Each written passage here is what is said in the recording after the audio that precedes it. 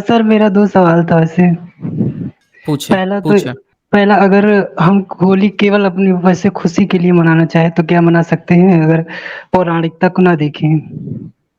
बिल्कुल मना लीजिए, मनाने के लिए अपनी खुशी के लिए तो कोई दिक्कत ही नहीं है। अपनी खुशी के लिए तो लोग सिगरेट भी पी लेते हैं, अपनी खुशी के लिए तो लोग दारू भी पी लेते हैं।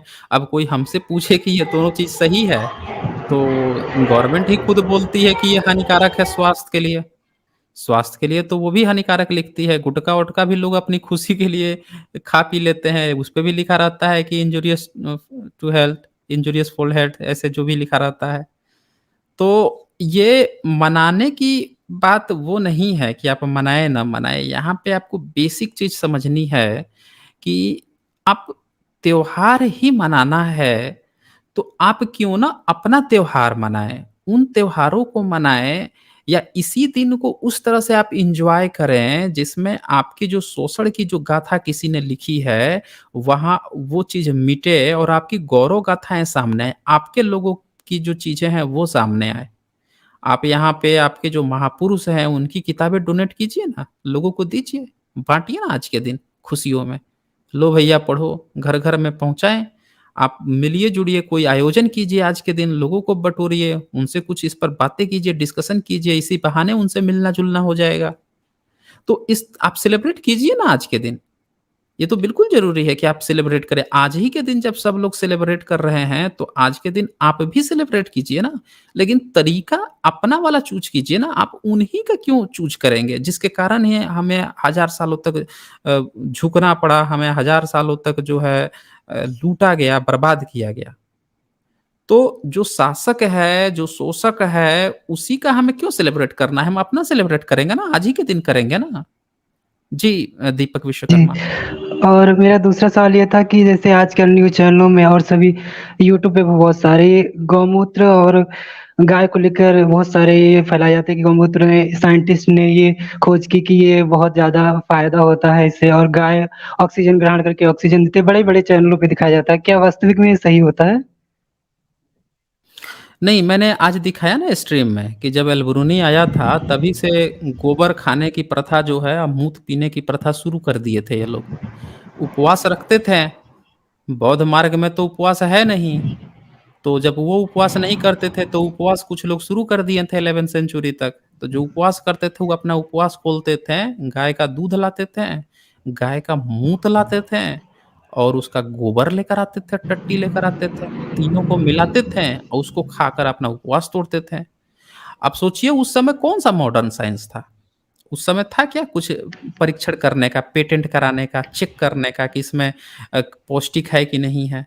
अगर कोई ये पर आज कहे कि इसमें सुनिए मेरी बात को, अगर कोई ये कहे कि इसमें कुछ पौष्टिक है, आज की डेट में साइंटिस्टों ने कहा है, तो भैया आज की डेट में आप हर चीज़ उठा के देखिए ना, आप ज़हर साँप का ज़हर उठा के चेक करवा लीजिए। उसको भी तो जब किसी को साँप काटता है तो ज़हर से ही ज़हर को मारा जाता है, वो भी तो काम में आ ही जाता है कहीं न कहीं। दुनिया का हुँ। कोई भी पदार्थ होगा, उसमें भी कुछ न कुछ अच्छा और कुछ न कुछ खराब ज़रूर होगा। तो आप जब भी कुछ खोजेंगे ना किसी भी पदार्थ में, तो कुछ न कुछ ऐसी चीज़ें मिल जाएगी जिसका आप उपयोग कर सकते हैं और उसको हटा सकते हैं। कुछ चीज़ें हानिकारक भी होती है। पॉइज़न को आप खाएँगे, तो पॉइज़न जो है आपके लिए हानिकारक होगा। लेकिन जब कोई ऐसी बीमारी से गुज़र रहे हों जिसमें उस पॉइज़न का कुछ अंश फ़ायदेमंद हो सकता है। तो ये लोग यही चेरी पिकिंग करते हैं। ये दिखाएँगे कि देखो गोबर मूत्र में ये मिला, वो मिला, पेटेंट करा लिया। अरे भाई साहब ये गोबर और गोमूत्र का वो कुछ चीज़ें दिखाते हैं जो किसी भी पदार्थ में कुछ न कुछ अच्छी होती हैं। ये थोड़ी दिखाते हैं कि आप किसी को गोबर कोई वो है, गाय है, वो गोबर कर रही है और गया कोई ब्राह्मण मुँह लगा दिया उसमें, पूरा गोबर गटक गया, खाने-पीने की ज़रूरत क्या है? भाई मंदिर में बैठ के आपको दान पात्र लेने की क्या ज़रूरत है? रोज़ जाओ, पानी पीना हो तो जब वो सुसु कर रही हो तो मुँह लगा दो, पी लो। गोबर कर रही हो तो मुँह लगा दो, खा लो। भरपेट घरवालों को खिलाओ ना गोबर और गोमूत्र। ज़रूरत क्या है ये पेटेंट-फेटेंट दिखाने की? आप लोग प्रैक्टिकली करो। फिर इससे तो बहुत बड़ी आबादी को फ़ायदा हो जाएगा। जो गरीब हैं उनको कम से कम अनाज तो मिल जाएगा, ये लोग गोबर और गोमूत्र खाना-पीना प्रॉपर शुरू कर दें तो। ये कितनी अच्छी बात हो जाएगी। तो इसीलिए को हमको समझना होगा कि ये लोग चेरी पिकिंग करते हैं आपको। अच्छा एक चीज़ और सोचिए, अगर कोई ये कहे कि चलो आज का मॉडर्न साइंस आया है तो इसलिए ये जाँच हो गई कि इसमें कुछ है कि नहीं है, हालाँकि वो भी गलत है। लेकिन जब ये मॉडर्न साइंस नहीं था तब क्या ये हर जीव-जंतु के गोबर और मूत्र का टेस्ट किए थे? ये तो जाके सूअर का भी टेस्ट किए होंगे ना, कि भैया सूअर का मूत्र अच्छा-अच्छा ये टेस्टी लग रहा है, ये फ़ायदेमंद है कि नहीं है, बार-बार टेस्ट करवा किए होंगे, कराए होंगे अलग-अलग परीक्षण, तब तो इनको पता चला होगा ना, गधे का पिए होंगे, सूअर का पिए होंगे, घोड़े का पिए होंगे, हैं? मुर्गे-मुर्गी बकरे का पिए होंगे, गाय का पिए होंगे, फिर इनको पता लगा होगा नहीं-नहीं गाय वाला ठीक है। फिर इन्होंने पूरे परिवार या अपने समुदाय को पिलाया होगा, तब सबने टेस्टिंग करके बताया होगा, नहीं-नहीं गाय वाला ठीक है यार, गाय को ओके करते हैं। फिर इन्होंने सबकी टट्टियाँ भी खाई होंगी, तब जाके तय किया होगा कि नहीं-नहीं गाय वाला जो है ना वो सही है। नहीं तो ऐसे कैसे हो जाएगा कि गाय का ही गोबर और मूत्र को आप प्रेफ़रेंस दें? बाय बॉर्न ऐसे तो नहीं आता ना, आपने टेस्ट किया होगा, कहीं परीक्षण किया होगा तब तो पता चला होगा, तो ये पूछना पड़ेगा आपको, उनसे सवाल खड़ा करना पड़ेगा कि भाई मॉडर्न साइंस तो अब पता लगा रहा है, एल्ब्रूनी तो कह रहा है कि आप लोग 11वीं सदी से ही गोबर, गोमूत्र, तो भैया टेस्टिंग कहाँ किए थे, कैसे किए थे? ये पूछना पड़ेगा आपको सवाल, तब जाके जवाब मिलेगा। जी, दीपक विश्वकर्मा। जी सर, बहुत-बहुत धन्यवाद। बस यही पूछना था और एक बात कहना चाहूँगा, मुझे आपको सुनना और अमित तिवारी जी को सुनना बहुत अच्छा लगता है। मैं दोनों का बहुत बड़ा फ़ैन हूँ। जी, ओके, ओके, धन्यवाद। चलिए, ओके, थैंक यू। अच्छा, ये क्या लिखते हैं, ओबीसी लोग अभी भी जागे नहीं, उनको कितना भी बताएँ हाँ, हाँ, हाँ। नहीं, ओबीसी में एक्चुअली क्या होता है ना कि जब आप नाम लेते हैं ओबीसी ना, तो उसमें ढेर सारी जातियाँ, उपजातियाँ आ जाती हैं, तो ऐसा लगता है कि आप सबकी बात कर रहे हैं, लेकिन जानते हैं सच्चाई क्या है? सच्चाई ये है कि ओबीसी में भी बहुत सारे लोग रैशनल बन चुके हैं और वो भी मूवमेंट में हिस्सा है।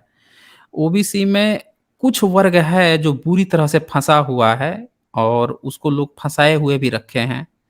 तो हमें ना इस तरह के वर्ड जो है ना कि ओबीसी लोग की जगह कुछ ऐसा सोचना पड़ेगा एक अलग वर्ड। इससे क्या होता है कि जो ओबीसी में जो लोग रैशनल बने हैं ना, उनको लगता है कि उनकी भी बात चल रही है। तो बहुत सारे लोग हैं, संगठन भी बनाए हैं जो रैशनैलिटी से अपनी बातें रख रहे हैं और वो कर रहे हैं ओबीसी में भी। ओके एसएस, शुक्रिया आपका। चैट आया हुआ है, द ग्रेट अशोका लिखते हैं, जातिवाद और धार्मिक झूठ इसी तरह बढ़ता गया तो देश का भविष्य क्या होगा? जातिवाद देश से जाने में कितना समय लगेगा? लोगों की मानसिकता कब बदलेगी? SJ sir. हाँ, ये आपका बड़ा टिपिकल क्वेश्चन है द ग्रेट अशोका। जातिवाद लोगों से खत्म नहीं हो पा रहा, जातिवाद पे तो खूब लोग संगठन बना रहे हैं और संगठन बनाते ही जाति भी भूल जाते हैं। मतलब अपनी जाति नहीं भूलते हैं, जातिवाद खत्म करना भूल जाते हैं कि अब हमको जातिवाद भी खत्म करना है, भाईचारा की बात करने लगते हैं। जो भाईचारा की बात कर रहा है ना कि हमें अलग-अलग जातियों में भाईचारा बना के रखना है, तो उसको हम कहते हैं ना वो स्यूडो, आप समझ सकते हैं कि वो छद्म जो जातिवाद है वो है। क्योंकि जब भाईचारा की आप बात करते हैं तो ऑलरेडी आप ये कहते हैं कि अब हमें ना सारी जातियों को बनाए रखना है, ये एक मैसेज जाता है। जबकि हमारा ये होना चाहिए कि हम भाईचारा की बात करते हैं, इंटरकास्ट मैरिज की बात करते हैं। आप ये वहाँ पे कह सकते हैं कि हम भाईचारा नहीं, हम इंटरकास्ट मैरिज की बात करते हैं, कि जातियाँ हमसे जुड़ें, हम लोग जातियों से जुड़ें, इंटरकास्ट मैरिज के थ्रू जुड़े, ये होना चाहिए था। तो इस चीज़ को हमको समझना होगा और ये अभी लंबा संघर्ष खींचेगा। द ग्रेट अशोका ये बहुत लंबा संघर्ष है। ये अचानक से नहीं बदलने वाला है और इसमें सबको इन्वॉल्व होना पड़ेगा। जितनी भागीदारी हम लोगों की है, उतनी भागीदारी आपकी होगी, उतना भागीदारी हर बंदे का होगा, तब जाके कुछ चेंज दिखेगा। तो इसीलिए ये ये जो लड़ाई है ना, लंबी चलनी है।